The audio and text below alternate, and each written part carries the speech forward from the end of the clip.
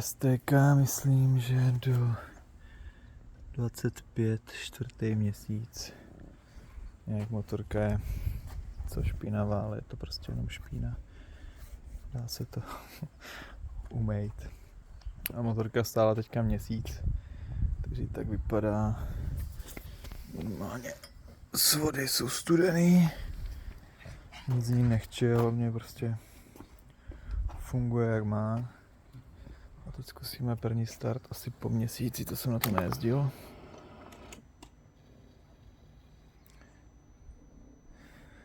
Tak a uvidíme.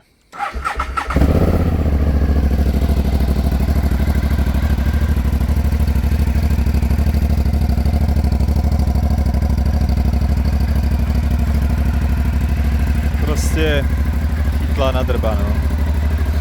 A to fakt měsíc stála, ani se mi nedobíjel nic prostě.